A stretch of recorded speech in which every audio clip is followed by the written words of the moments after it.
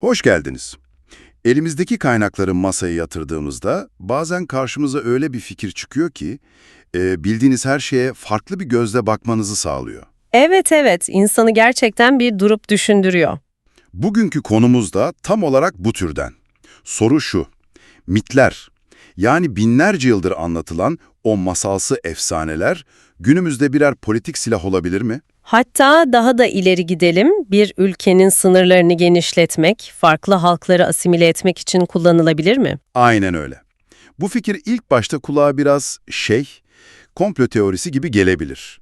Gelebilir doğru ama elimizdeki kaynak Profesör Doktor Alimcan İnayet'in bir konuşması bu konuyu mitosstrateji adını verdiği bir kavramla o kadar sistemli bir şekilde inceliyor ki. Ve Çin özelinde öyle örnekler veriyor ki insan gerçekten hayret ediyor. Kesinlikle. Bu incelemede o örneklerin derinliklerine ineceğiz. Mesela tüm bir ulusun atası kabul edilen bir imparatorun aslında o ulustan olmadığını veya ölümsüzlük iksiri dağıtan bir tanrıçanın stratejik olarak bir coğrafyaya nasıl yerleştirildiğini, Ve hatta hepimizin bildiği kurgusal bir roman kahramanının Maymun Kral'ın toprak iddiaları için nasıl bir piyon haline getirildiğini göreceğiz. hazırsanız mitlerin o pek de masum olmayan dünyasına dalalım. Başlamadan önce belki de bu mitostrateji kavramını doğru anlamak lazım.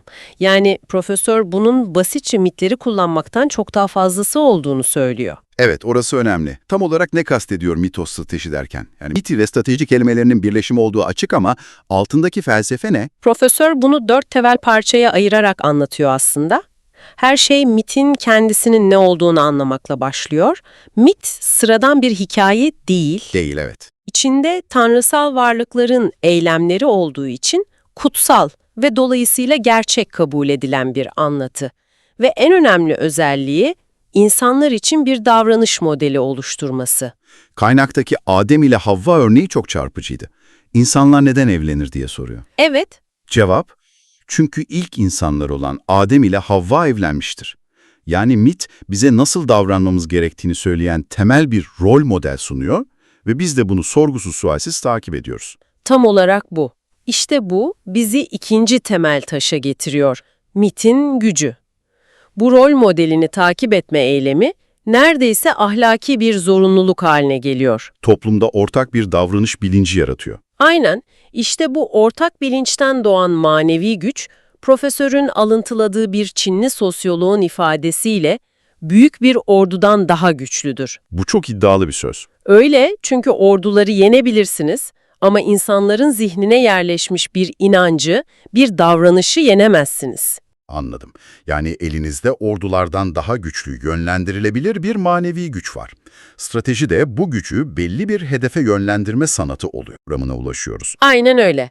Yani o ortak hafızadaki mitleri ve kahramanları kullanarak farklı toplumları birleştirmek, dönüştürmek, yönlendirmek ve onlardan siyasi ya da ekonomik çıkar sağlamak. Profesör burada önemli bir ayrım yapıyor. Bu bir teostrateji değil.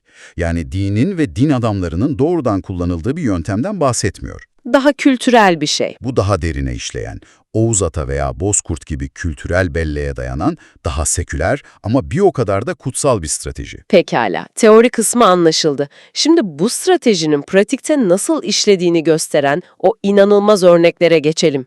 İlk örnek Sarı İmparator Huangdi. Evet, Çinliler için ne kadar önemli olduğunu biliyoruz. Kendilerine ejderhanın evlatları diyorlar. Çünkü Huangdi, ejderha ile özdeşleşmiş bir figür. Hatta kaynakta Xi Jinping'in bu ifadeyi Donald Trump'la görüşmesinde kullandığı. Evet evet, o detay çok ilginçti. Ve bazı Çinli aydınların bu bir mittir, gerçek değil, devlet başkanı böyle konuşmamalı diye tepki gösterdiği bile anlatılıyor. Evet, bu figür modern Çin kimliğinin tam merkezinde. Ama işte kaynakta sunulan asıl bomba şu, yapılan tarihsel araştırmalar ve Çin'in kendi kadim kaynakları Huangdi'nin etnik olarak Han Çinlisi olmadığını gösteriyor. Nasıl yani? Bir saniye, bu çok büyük bir iddia. Yani tüm Çin ulusunun ilk atası dedikleri figür aslında Çinli değil miymiş? Bu nasıl olabilir? Kaynak bizzat Çin kaynaklarına atıf yapıyor. Peki neye dayandırıyor? Bu kaynaklar Huangdi'nin bugünkü Gansu eyaletinde, yani tarihsel olarak Hun, Türk ve Tibetli gibi göçebe kavimlerin yaşadığı topraklarda doğduğunu belirtiyor. Yani Çin'in merkezinde değil, kuzeybatısındaki barbar olarak gördükleri halkların yaşadığı bir bölgede. Tam olarak öyle. Dolayısıyla profesörün çıkarımı Huangdi'nin muhtemelen Türklerin de içinde olduğu bu kuzeybatılı kavimlerden birine mensup olduğu yönünde. Aklım durdu resmen. Peki, Çinli olmayan bir figür nasıl oldu da milyarlarca Çinlinin ortak atası haline getirildi? Bu dönüşüm nasıl sağlandı? Bu tarihin en büyük PR operasyonlarından biri olmalı. Kesinlikle. Profesör tam da bu süreci 3 aşamalı bir sahiplenme operasyonu olarak tanımlıyor. Birinci aşama, mitin kökeni. Huangdi hakkındaki efsaneler Çin medeniyetinin beşiğinde değil, tam da o bahsettiğimiz kuzeybatıdaki Çinli olmayan halklar arasında sözlü olarak ortaya çıkıyor. Güçlü bir lider, bir kahraman. Yani önce başkasına ait bir hikayeyi buluyorlar. Aynen. Sonra ikinci aşama geliyor, sahiplenme ve tanrılaştırma. Han Hanedanlığı döneminde Çinli tarihçiler ve yazarlar bu sözlü efsaneleri alıp ilk defa yazıya geçiriyorlar. Ama yazarken kendilerine mal ediyorlar. Tabii. Sadece bununla da kalmıyorlar. Huangdi'yi tanrılaştırıp Çin tanrıları panteonunun tam merkezine koyuyorlar ve ona bir mekan atfediyorlar. Doğu Türkistan'daki Kutsal Kunlun Dağı. Bu çok zekice.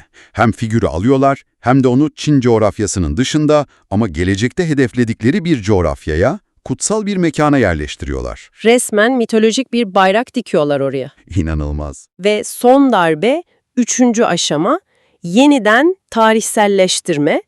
Ünlü tarihçi Sima Qian bu tanrılaştırılmış mitolojik figürü alıyor ve onu sanki gerçekten yaşamış tarihi bir şahsiyet, bir imparator gibi kendi kayıtlarına geçiriyor. Ve o noktadan sonra mit, resmi tarihin bir parçası oluyor. Aynen öyle. Ve iş o kadar başarılı oluyor ki sonrasında Çin'i yöneten Hun, Türk, Moğol kökenli hanedanlar bile kendi meşruiyetlerini kanıtlamak için soylarını bu aslında Çinli olmayan Huangdi'ye dayandırmak zorunda hissediyorlar. Mit, siyasi birliğin çimentosu haline geliyor. Tam anlamıyla. Bu sahiplenme süreci aklımı başından aldı. Yani önce sözde efsaneyi bul, sonra onu yazıya geçirip bu bizimdir de ve sonrasında da bu kişi gerçekten yaşadı diye tarih kitaplarına sok. Bu resmen çok sabırlı, yüzyıllara yayılan bir kültürel operasyon. Kesinlikle. Peki bu tek seferlik bir strateji miydi? Yoksa kaynakta başka örnekler de var mı? Hayır, bu bir model, bir şablon haline gelmiş. İkinci örnek belki daha da ilginç. Bu sefer bir tanrıçayı, Batı'nın kraliçe anası olarak bilinen Sivangbu'yu ele alıyorlar. Hani şu ölümsüzlük şeftalilerini veya iksirini elinde tuttuğuna inanılan yarı insan, yarı kaplan görünümlü çok güçlü tanrıça. Ta kendisi. Tıpkı Huangdi gibi kaynağa göre onun da kökeni Çinli değil. Yine mi? Yine. Kaplanı totem olarak gören batıdaki Qiang ve Rong gibi kavimlere, yani yine barbar olarak görülen halklara ait bir figür olduğu düşünülüyor. Ve yaşadığı yer neresi dersiniz? Dur tahmin edeyim. Kesinlikle Kunlun Dağı'dır. Bildiniz. Yine Doğu Türkistan. Strateji birebir aynı. İnanılır gibi değil. Hatta işi daha da ileri götürüyorlar. Kaynakta bazı Uygur bilim insanlarının Sivangmu'nun aslında Türk mitolojisindeki hayat ve bereket tanrıçası Umay Ana'yla aynı figür olduğunu iddia ettikleri belirtiliyor. Bu çok önemli bir detay. Evet, kaynakta Umayyana'nın bir Çin imparatoruyla Karakurum Dağları'nda bugünkü Urumçi yakınlarındaki bir gölde görüştüğünü ve iki halkın dostluğundan bahsettiğini anlatan bir efsaneye de yer veriliyordu. İşte stratejik deha burada yatıyor. Çinli olmayan komşu halkların bu güçlü tanrısal figürlerini alıp onları Doğu Türkistan'a yerleştiriyorlar. Yetmiyor. Üzerine bir de hikaye yazıyorlar. Aynen. Bir de onların Çin imparatorlarıyla dostane ilişkiler kurduğuna, görüştüğüne, onlara hediyeler, haritalar gönderdiğine dair mitler yaratıyorlar. Böylece Çin kolektif bilincinde, yani ortak hafızasında o topraklara yönelik bir aidiyet ve hak algısı oluşturuyorlar. Yani bu mitler bir nevi gelecekteki fetihler için tapu senedi gibi kullanılmış. Evet, Bakın bizim imparatorumuz zaten yüzyıllar önce oranın tanrıçasıyla görüşmüştü. Oralar zaten bizim etki alanımızdaydı demek için yüzyıllar öncesinden zemin hazırlamışlar. tam olarak bu. efsaneler bir nevi işgalin kılıfına, fetihlerin gerekçesine dönüşüyor. Peki, elimizde Çinli olmayan bir imparator ve bir tanrıça var. İkisi de çok eski, kökleri tarihin derinliklerinde. Bu mit strateji daha modern zamanlarda hatta tamamen kurgusal karakterlerle de işliyor mu? İşte bu, stratejinin ne kadar esnek ve cüretkar olabildiğini gösteren en çarpıcı kısım. Üçüncü örnek, Sun Wukong, yani Maymun Kral. Batıya Yolculuk romanının kahramanı mı? Ama o tamamen hayal ürünü bir karakter. Tarihle, mitolojiyle bir ilgisi yok, o bir roman kahramanı. Tamamen kurgusal, evet. Ming Hanedanlığı döneminde yazılmış bir romanın yarı insan, yarı maymun kahramanı. Hikayede bir Budist rahibe eşlik ediyor. Evet, kutsal metinleri almak için Hindistan'a gidiyorlar. Doğu Türkistan ve Orta Asya üzerinden. Ama Çin yönetimi bu tamamen kurgusal karakteri alıp sanki gerçekten yaşamış gibi Doğu Türkistan'da heykellerini dikiyor. Ciddi misiniz? Bu nasıl bir mantık? Durun, dahası var. Kaynakta Çin Komünist Partisi'nin resmi yayın organı olan Halkın Günlüğü gazetesinin 2003 tarihli bir haberine atıf yapılıyor. Evet. Haberde Turfan'daki Alev Dağları'nda Maymun Kral Sun Wukong'a tıpatıp benzeyen doğal bir kaya oluşumunun keşfedildiği büyük bir müjdeyle duyuruluyor. Bir dakika, bu inanılmaz.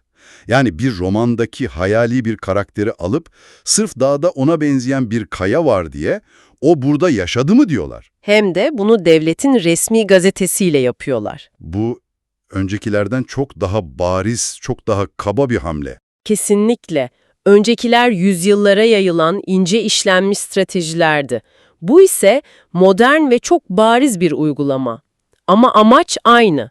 O toprakların en kurgusal Çin hikayelerinin bile bir parçası olduğunu, dolayısıyla doğal olarak Çin toprağı olduğunu insanların zihnine kazımak. Mitos stratejinin ne kadar yüzsüzleşebileceğinin kanıtı resmen. Evet, Peki şimdi tüm parçaları birleştirelim. Sahiplenilen bir ata, stratejik olarak konumlandırılan bir tanrıça ve gerçekmiş gibi sunulan bir roman kahramanı. Bütün bu çabanın sonuçları ne oldu? Bu strateji neye hizmet etti? profesör sonuçları birkaç kilit noktada özetliyor. Birincisi ve belki de en önemlisi, bu strateji dev bir asimilasyon kazanı yaratıyor. Nasıl yani? Çin kültüründeki ataya saygı çok temel bir değerdir. Huangdi'yi tüm etnik grupların, Türklerin, Moğolların, Tibetlilerin ortak atası olarak dayattığınızda o grupları manevi olarak merkeze, yani Çin krallığına biat etmeye zorlamış oluyorsunuz. Yani bu bir tür manevi vatandaşlık bağı kurma yöntemi. Madem atamız bir, o zaman hepimiz aynı ailenin parçasıyız ve ailenin reisi de Çin imparatorudur mesajı veriliyor. Aynen öyle. Profesöre göre Çin'in bugünkü devasa nüfusu sadece yüksek doğum oranlarının değil, aynı zamanda bu tür asimilasyon politikalarıyla çevresindeki diğer halkları yüzyıllar içinde yutarak kartopu gibi büyümesinin bir sonucu. Nüfus artışının arkasında bile bu kültürel stratejinin yatıyor olması çok sarsıcı. İkinci sonuç ne peki? İkincisi, toprak bütünlüğü ve yayılmacılık sağlıyor. Bu mitler farklı halkları tek bir büyük Çin ulusu anlatısı altında birleştirmekle kalmıyor. Aynı zamanda dışarıya da bir mesaj veriyor. Evet, Doğu Türkistan gibi bölgeler üzerinde tarihsel hak iddiasında bulunmak için de kullanılıyor. Kunlun Dağı'ndaki ölümsüzlük iksiri gibi mitolojik unsurlar bu bölgeleri Çin imparatorları için ulaşılması gereken kutsal bir hedefe, bir nevi kızıl elmaya dönüştürmüş. Bu da o bölgeleri işgal etme arzusunu ve meşruiyetini sürekli canlı tutmuş. Kesinlikle. Anladım. Strateji sadece içerideki halkları birleştirmekle kalmıyor, dışarıya doğru yayılma isteğini de körüklüyor. Peki bu strateji sadece tarihte kalmış bir yöntem mi, yoksa günümüzde hala kullanılıyor mu? Kesinlikle değil. Üçüncü nokta da bu. Modern kullanım. Huangdi ve ejder figürleri bugün hala Çin ulusal kimliğinin inşasında, diplomaside, hatta olimpiyatlarda aktif olarak kullanılıyor. Ama profesör daha da ilginç bir noktaya değiniyor.